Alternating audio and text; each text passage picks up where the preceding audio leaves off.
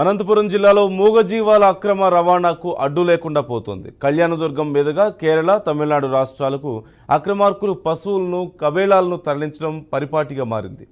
గుండ్లపల్లి కేంద్రంగా అక్రమ రవాణా వ్యవహారం వెలుగులోకి వచ్చింది.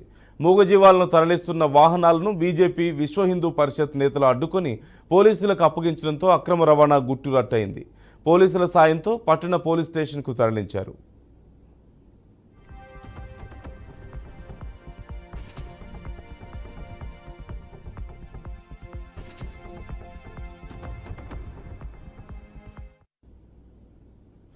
ఎలాంటి సర్టిఫికేట్, వెటర్నరీ డాక్టర్ ధృవీకరణ పత్రాలు లేకుండా గత కొన్ని సంవత్సరాలుగా గుండ్లపల్లి కేంద్రంగా ఈ దందా పుష్ప సినిమా తరహాలో ఒక్కో కంటైనర్కు ఒక్కో రేటు నడుస్తుందంటూ విశ్వ హిందూ పరిషత్ నేతలు అన్నారు. ఇలాంటి ఘటనలు పునరావృతం కాకుండా చర్యలు తీసుకోవాలంటూ పట్టణ సిఐకి వినతి పత్రం అందిస్తున్నామన్నారు.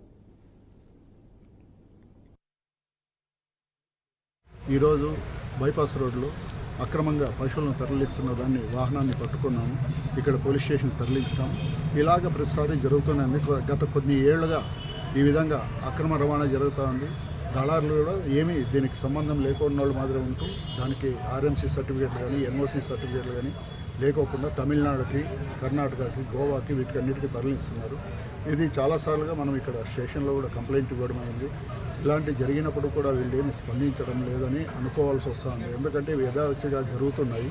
మరి ఇలాంటి దాన్ని వీళ్ళు స్టేషన్ వాళ్ళు దీని మీద యాక్షన్ తీసుకొని తర్వాత ఎలాంటి జరగకోకుండా, ఇబ్బందులు జరగకోకుండా, పశువులు అక్రమ రవాణా జరగకుండా చూడాలని మేము కోరుతున్నాము. విశ్వ హిందూ పరిషత్ తరఫున దీన్ని మేము ఖండిస్తున్నాము. ఇలాంటి అక్రమ రవాణాలని దయచేసి వీటికి మాకు సహకరించాలని డిపార్ట్మెంట్ వారిని కోరుతున్నాము. జై శ్రీరామ్. ఈరోజు